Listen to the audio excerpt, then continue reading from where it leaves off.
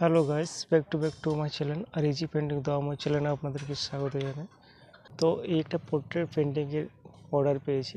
সেই পেন্টিংটা অনেকটা হয়েছে।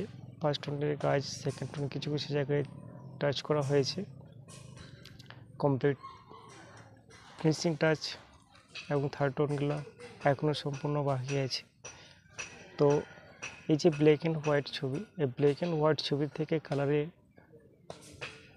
নিয়ে যাওয়া খুব কঠিন হচ্ছে, তাই একটু সময় অনেক লেগে যাচ্ছে।